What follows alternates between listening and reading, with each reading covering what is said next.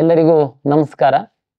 ಕರ್ನಾಟಕ ಪರೀಕ್ಷಾ ಪ್ರಾಧಿಕಾರದಿಂದ ವಿವಿಧ ವೃತ್ತಿಪರ ಸೀಟ್ಗಳಿಗೆ ಕೌನ್ಸಿಲಿಂಗ್ ಅಲ್ಲಿ ಭಾಗವಹಿಸುವಂತಹ ವಿದ್ಯಾರ್ಥಿಗಳಿಗೆ ಇವತ್ತಿನ ಈ ಒಂದು ವಿಡಿಯೋ ಮೂಲಕ ತಿಳಿಸುವಂತದ್ದೇನೆಂದ್ರೆ, ವಿಶೇಷವಾಗಿ ಅರ್ಜಿ ಸಲ್ಲಿಸಿದ್ದು ಮುಗಿತು, ರಿಸಲ್ಟ್ ಬಂತು, ಹಾಗೂ ಅರ್ಜಿಯಲ್ಲಿ ಸಾಕಷ್ಟು ತಪ್ಪುಗಳನ್ನು ಮಾಡಿದ್ದಂಥವರಿಗೆ ಎಡಿಟ್ ಮಾಡಲಿಕ್ಕೆ ಸಹ ನಾವು ಸಾಕಷ್ಟು ಅವಕಾಶಗಳನ್ನ ಈಗಾಗಲೇ ಕೊಟ್ಟಿದ್ವಿ. ಈಗಾಗಲೇ ನಮಗೆ ನ್ಯಾಷನಲ್ ಟೆಸ್ಟಿಂಗ್ ಏಜೆನ್ಸಿಯವರು ನೀಟ್ ಪರೀಕ್ಷೆಯನ್ನ ನಡೆಸುವಂಥದ್ದು ತಮಗೆಲ್ಲ ಗೊತ್ತಿದೆ. ಕರ್ನಾಟಕ ಪರೀಕ್ಷಾ ಪ್ರಾಧಿಕಾರಕ್ಕೂ ನೀಟ್ ಪರೀಕ್ಷೆಗೂ ಯಾವುದೇ ರೀತಿ ಒಂದು ಸಂಬಂಧ ಇರಲ್ಲ. ನ್ಯಾಷನಲ್ ಟೆಸ್ಟಿಂಗ್ ಏಜೆನ್ಸಿಯವರು ನೀಟ್ ಪರೀಕ್ಷೆಯನ್ನ ನಡೆಸಿ ರಿಸಲ್ಟ್ ಅನ್ನ ಪಬ್ಲಿಷ್ ಮಾಡಿ, ಅವರು ಇಡೀ ದೇಶದಲ್ಲಿ ಎಷ್ಟು ನೀಟ್ ಪರೀಕ್ಷೆಯನ್ನ ಬರೆದಿದ್ದಾರೆ, ಎಷ್ಟು ಮಕ್ಕಳು ಎಲಿಜಿಬಲ್ ಆಗಿದ್ದಾರೆ, ಅದರೊಳಗಡೆ ಕರ್ನಾಟಕವನ್ನ ಕ್ಲೈಮ್ ಕರ್ನಾಟಕ ರಾಜ್ಯ ಅಂತ ಹೇಳಿರುವಂಥವ್ರು ಎಷ್ಟಿದ್ದಾರೆ ಅನ್ನುವಂತಹ ಎಲ್ಲ ಡಾಟಾವನ್ನ MCCಗೆ ಕೊಡ್ತಾರೆ. MCC ಅವರು ಕರ್ನಾಟಕ ರಾಜ್ಯದ ಮೆಡಿಕಲ್ ಎಜುಕೇಶನ್ ಡಿಪಾರ್ಟ್ಮೆಂಟಿಗೆ ಕೊಟ್ಟು ಅವರಿಂದ ನಮಗೆ ಈಗಾಗಲೇ ಹ್ಯಾಂಡ್ ಓವರ್ ಆಗಿತ್ತು. ನಾವು ಅದನ್ನ ಇಡೀ ಡಾಟಾದಲ್ಲಿ ಕರ್ನಾಟಕ ರಾಜ್ಯ ಅಂತ ಹೇಳಿರುವಂತಹ ವಿದ್ಯಾರ್ಥಿಗಳು ಎಷ್ಟಿದ್ದಾರೆ ಎನ್ನುವಂಥದ್ದನ್ನ ಒಂದು ಪರಿಶೀಲನೆ ಮಾಡಿ ಡಿಸೆಂಡಿಂಗ್ ಆರ್ಡರ್ ಅಲ್ಲಿ ನಾವು ಈಗಾಗಲೇ ಪಟ್ಟಿಯನ್ನ ಕರ್ನಾಟಕ ಪರೀಕ್ಷಾ ಪ್ರಾಧಿಕಾರದ ವೆಬ್ಸೈಟ್ ಅಲ್ಲಿ ಪಬ್ಲಿಷ್ ಮಾಡಿದೀವಿ. ತಾವು ಒಮ್ಮೆ ನೋಡ್ಕೊಳ್ಬಹುದು. ತಮಗೆ ವಿಶೇಷವಾಗಿ ನಾನು ಇಲ್ಲಿ ಅದನ್ನ ಅದು ಕುರಿತಂತೆ ಒಂದು ಪಾಯಿಂಟ್ ಅನ್ನ ನಿಮ್ಗೆ ಹೇಳಬೇಕು. ಹಿಂದಿನ ವರ್ಷದ ಮಾಹಿತಿನ ನೀವು ನಮ್ಮ ವೆಬ್ಸೈಟ್ ಅಲ್ಲಿ ನೋಡ್ಬೋದು. ಕಳೆದ ವರ್ಷ ಸಹ ನಾವು ಕರ್ನಾಟಕ ರಾಜ್ಯದಲ್ಲಿ ನೀಟು ಬರೆದಂತ ವಿದ್ಯಾರ್ಥಿಗಳನ್ನ ಲಿಸ್ಟನ್ನ ಸಹ ನಾವು ಡಿಸೆಂಡಿಂಗ್ ಆರ್ಡರ್ ಅಲ್ಲಿ ನಾವು ಪಬ್ಲಿಷ್ ಮಾಡಿದ್ವಿ. ಉದಾಹರಣೆಗೆ ನೀಟಲ್ಲಿ ಯಾವ ರ್ಯಾಂಕ್ ಇದೆ, ನೀಟಿಂದು ಸ್ಕೋರ್ ಎಷ್ಟಿದೆ ಅಂತನ್ನುವಂಥದ್ದು ಕಳೆದ ವರ್ಷದ್ದೂ ಸಿಗುತ್ತೆ, ಈ ವರ್ಷದ್ದೂ ಸಿಗುತ್ತೆ. ಇದು ಎರಡನ್ನ ತಾವು ಕಂಪೇರ್ ಮಾಡುವಂಥದ್ದಕ್ಕೆ ನಾನು ವಿನಂತಿ ಮಾಡ್ತೀನಿ. ಏನಕ್ಕೆ ಅಂತಂದ್ರೆ, ತುಂಬಾ ವಿದ್ಯಾರ್ಥಿಗಳಿಗೆ, ಪೋಷಕರಿಗೆ ಕಳೆದ ವರ್ಷ ಪರೀಕ್ಷೆ ತುಂಬಾ ಸರಳವಾಗಿತ್ತು, ಈ ವರ್ಷ ಪರೀಕ್ಷೆ ತುಂಬಾ ಕಷ್ಟವಾಗಿತ್ತು. ಹಾಗಾಗಿ ಈ ಸರಿ ಸ್ವಲ್ಪ ಲಾಸ್ಟ್ ಇಯರ್ ಕಟ್ ಆಫ್ಗಿಂತ ಈ ವರ್ಷ ತುಂಬಾ ಕಟ್ ಆಫ್ ಕಡಿಮೆ ಆಗ್ಬೋದು, ಈ ತರದೆಲ್ಲ ಒಂದಷ್ಟು ಚರ್ಚೆಗಳು ಆಗ್ತಾ ಇದೆ.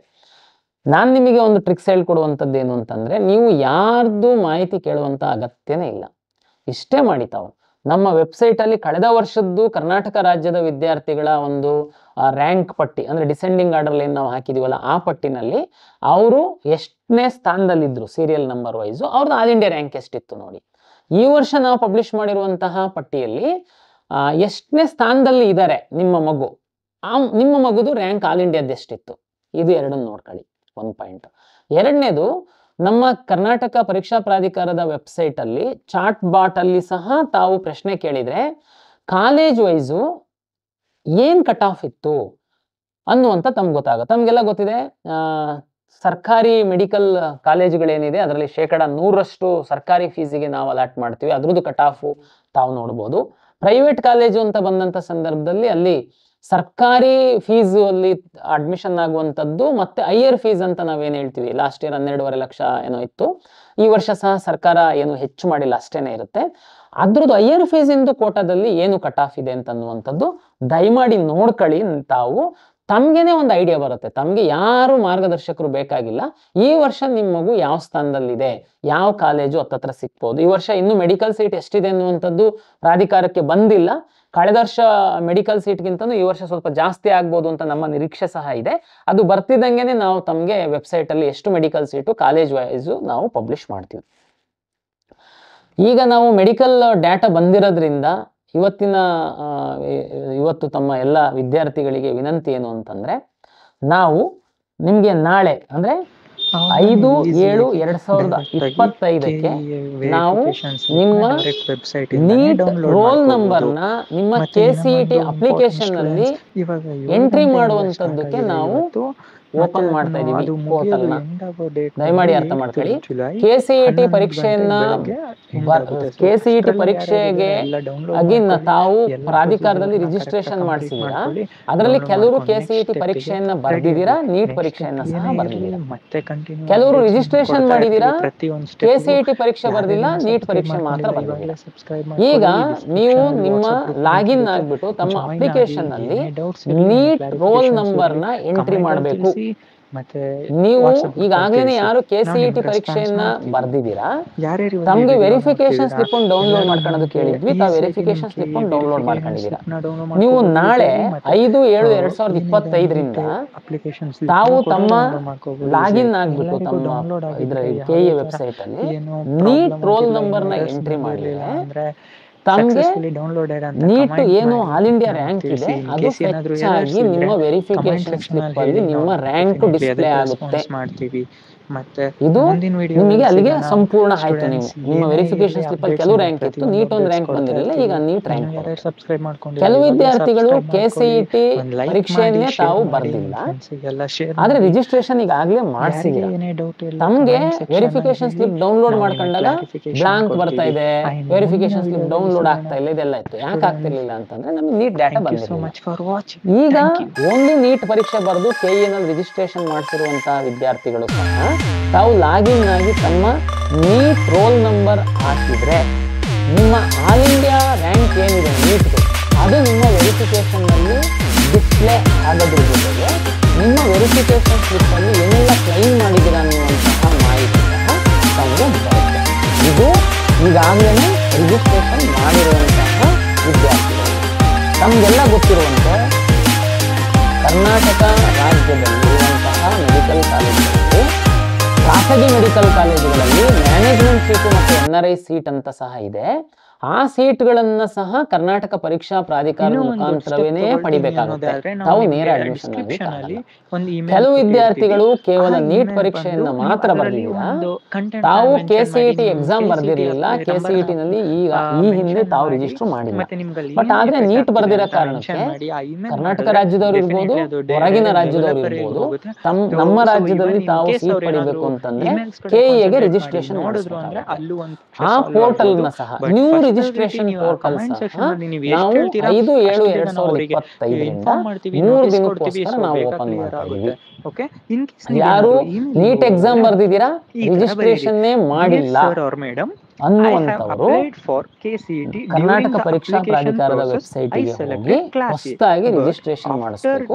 ರಿಜಿಸ್ಟ್ರೇಷನ್ ಮಾಡೋದ್ರ ಜೊತೆಗೆ ತಾವು ಯಾವ್ದಾದ್ರು ದಾಖಲೆಗಳನ್ನ ಆನ್ಲೈನ್ ಅಲ್ಲಿ ಇಲ್ದಿರುವಂತಹ ಯಾವ್ದಾದ್ರು ರಿಸರ್ವೇಶನ್, ಉದಾಹರಣೆಗೆ ತಾವು ಕನ್ನಡ ಮೀಡಿಯಂ, ರೂರಲ್ ಅಥವಾ ಗಡಿನಾಡು, ಹೊರನಾಡು ಕನ್ನಡಿಗರು, ಈ ತರದ್ದು ಯಾವ್ದಾದ್ರು ತಾವು ಕ್ಲೈಮ್ ಮಾಡಿದಲ್ಲಿ ತಾವು ಕರ್ನಾಟಕ ಪರೀಕ್ಷಾ ಪ್ರಾಧಿಕಾರಕ್ಕೆ ಅಪಾಯಿಂಟ್ಮೆಂಟ್ ತಗೊಂಡು ಬಂದು ಡಾಕ್ಯುಮೆಂಟ್ ಪರಿಶೀಲನೆ ಮಾಡ್ಕೊಳ್ಬೇಕಾಗುತ್ತೆ. ಇದು ಹೊಸದಾಗಿ ಓನ್ಲಿ ನೀಟ್ ಮುಖಾಂತರ ಕೌನ್ಸಿಲಿಂಗ್ ಭಾಗವಹಿಸುವಂತಹ ವಿದ್ಯಾರ್ಥಿಗಳು ಹೊಸದಾಗಿ ನೋಂದಣಿ ರಿಜಿಸ್ಟ್ರೇಷನ್ ಮಾಡಿಸುವಂತರಿಗೆ ಇರುವಂತಹ ಮಾಹಿತಿ. ಅಂತಿಮವಾಗಿ ಈಗಾಗಲೇ ನೀಟ್ ಅಲ್ಲಿ ತಮಗೆಲ್ಲ ಗೊತ್ತಿದೆ, NRI ಮುಖಾಂತರ ಸಹ NRIಗಳಿಗೆ, OCIಗಳಿಗೆ ಸಹ ಒಂದಷ್ಟು ಸೀಟ್ಗಳನ್ನ ಖಾಸಗಿ ಕಾಲೇಜುಗಳಲ್ಲಿ ಕೊಡುವಂತದ್ದು ಉಂಟು. ಕೆಲವು ವಿದ್ಯಾರ್ಥಿಗಳು ಈಗಾಗಲೇ ರಿಜಿಸ್ಟ್ರೇಷನ್ ಮಾಡಿಸಿರೋರು ಇರ್ಬೋದು, ಹೊಸದಾಗಿ ರಿಜಿಸ್ಟ್ರೇಷನ್ ಮಾಡಿಸುವಂತಹವರು ಇರ್ಬೋದು. OCI ಅಥವಾ NRI ಸ್ಪಾನ್ಸರ್ಶಿಪ್ ಏನಾದ್ರು ಕ್ಲೈಮ್ ಮಾಡ್ತು ಅಂತಂದ್ರೆ ತಾವು ಅಪಾಯಿಂಟ್ಮೆಂಟ್ ತಗೊಂಡು ಈ ಸರ್ಟಿಫಿಕೇಟ್ ಗಳನ್ನ ಪರಿಶೀಲನೆಗಾಗಿ ಕರ್ನಾಟಕ ಪರೀಕ್ಷಾ ಪ್ರಾಧಿಕಾರಕ್ಕೆ ತಾವು ಬರಬೇಕಾಗುತ್ತೆ. ಇದು ನೀಟಿಗೆ ಸಂಬಂಧಪಟ್ಟಂತ ಮಾಹಿತಿ. ದಯಮಾಡಿ ನೀವು ನಾಳೆಯಿಂದ ತಾವು 5/7/2025 ತಾವು ಅದು ಹೊಸ ರಿಜಿಸ್ಟ್ರೇಷನ್ ಮತ್ತೆ ನೀಟ್ ರೋಲ್ ನಂಬರ್ ಎಂಟ್ರಿ ಮಾಡುವಂತದಕ್ಕೆ ವ್ಯವಸ್ಥೆ ಮಾಡ್ಕೊಳ್ಳಿ. ಕೌನ್ಸಿಲಿಂಗ್ ಬಗ್ಗೆ ತುಂಬಾ ಜನಕ್ಕೆ ಈಗ ನೀಟ್ ರಿಸಲ್ಟ್ ಬಂತು, ಡಾಟಾನು ಬಂತು, ಕೌನ್ಸಿಲಿಂಗ್ ಯಾವಾಗ ಶುರುವಾಗುತ್ತೆ ಅಂತ ಕರ್ನಾಟಕ ಪರೀಕ್ಷಾ ಪ್ರಾಧಿಕಾರ ವಿವಿಧ ಇಲಾಖೆಗಳು ಸೀಟ್ ಮ್ಯಾಟ್ರಿಕ್ಸ್ ಅಂದ್ರೆ ತಮ್ಗೆ ಗೊತ್ತು ಯಾವ ಕಾಲೇಜಲ್ಲಿ ಎಷ್ಟು ಸೀಟ್ ಇದೆ, ಆ ಸೀಟ್ಗಳಲ್ಲಿ ಯಾವ್ಯಾವ ರಿಸರ್ವೇಶನ್ ಎಷ್ಟೆಷ್ಟು ಸೀಟ್ ಅನ್ನುವಂಥದ್ದು ಒಂದು ಮ್ಯಾಟ್ರಿಕ್ಸ್ ಅನ್ನ ನಮಗೆ ಕೊಡ್ತಾರೆ. ಅದರ ಆಧಾರದ ಮೇಲೆ ನಾವು ಕೌನ್ಸಿಲಿಂಗ್ ಅನ್ನು ಮಾಡಬೇಕಾಗುತ್ತೆ.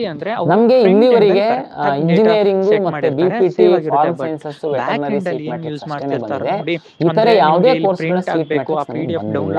ಹಾಗಾಗಿ ನಾವು ಎಲ್ಲಾ ತಯಾರಿ ಮಾಡ್ಕೊಂಡಿದ್ರು ಕೌನ್ಸಿಲಿಂಗ್ ಶುರು ಮಾಡಬೇಕು ಅಂದ್ರೆ ಮುಂದಿನ ವಾರದಿಂದ ನಾವು ಯಾವ್ದು ಸೀಟ್ ಮ್ಯಾಟ್ರಿಕ್ಸ್ ಬಂದಿದೆ ಅದನ್ನ ಆಪ್ಷನ್ ಎಂಟ್ರಿ ಮಾಡುವಂತದ್ದಕ್ಕೆ ನಾವು ಸಿದ್ಧತೆಯನ್ನ ಓಪನ್ ಮಾಡ್ಲಿಕ್ಕೆ ಸಿದ್ಧತೆಯನ್ನ ಮಾಡ್ಕೊಂತಾ ಇದೀವಿ.